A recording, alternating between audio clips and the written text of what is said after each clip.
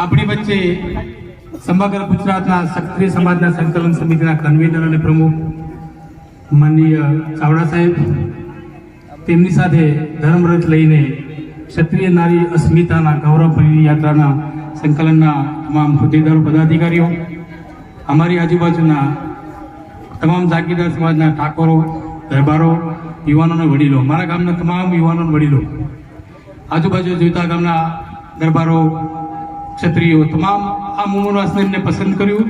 અમારા માટે સૌથી ગૌરવની ઘડી છે. અમારા બાપ દાદાઓ વખતથી આ જાગીરી સાથે છીએ, હતા અને રહીશું. એમના સુખ સાથે એમને જે અમને જે રજવાડામાં જે જમીનો ભેટ આપી છે અને જે ભોગવ્યું છે, આજે એમને પરત આપવાનો સમય બાકી ગયો છે. એમના સુખમાં સુખ અને એના દુઃખમાં દુઃખ આપણે તમામે હાથ ઊંચો કરીને આ સમર્થન યાત્રાને, એમની અસ્મિતાને જે રૂપાલાજીએ જે હનન કર્યું છે એનો પ્રતિકાર આપવાનો જે સમય બાકી ગયો છે, ત્યારે હું તમામ આપણી બાજુના યુવાનો, વડીલો, તમામ જ્ઞાતિના આગેવાનોને આજ્ઞા કરી વિનંતી કરું છું કે આ સમય પાકી ગયો છે. અહંકાર સામે નમ્રતાથી બતાવી દેવાનું હું પસંદ કર્યું. આપ સૌને ખૂબ ખૂબ આનંદ સાથે ધન્યવાદ આપું છું.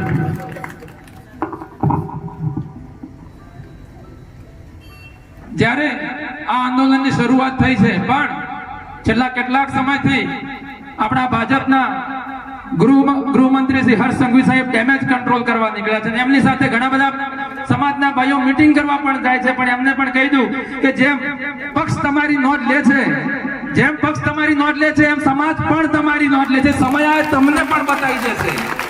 આપણી વચ્ચે ઉપસ્થિત છે દલિત સમાજના શકરાભાઈ, જેઓ આપણને સમર્થન જાહેર કરવા માટે આવ્યા છે, તો થોડીક વાત એ કરશે.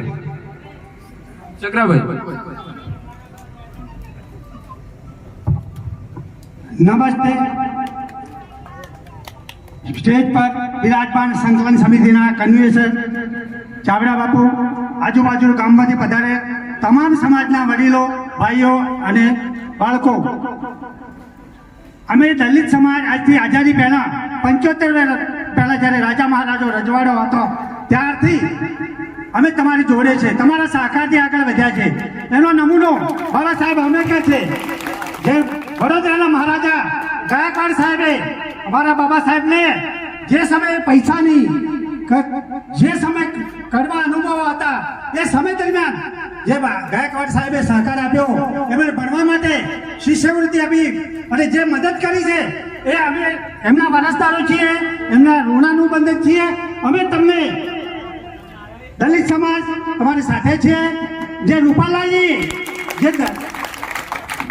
ભારતની સંજ્ઞાનીને ઠેસ પહોંચાડી છે, એમણે દલિત સમાજ સખ્ત શબ્દોમાં વખોડે છે અને તમને જાહેરમાં ટેકો જાહેર કર્યો છે. આપણે હવે સમયનો તકાજો છે, એકનો જવાબ પદ્ધતિ આપવાનો આવી ગયો છે. એટલે બાપુ તમે આગળ વધો, કરાડી છે બાપુ તમે આગળ વધો, હમ તમારે સાથ. સરસ વાત કરી. એકવાર જય ભવાની.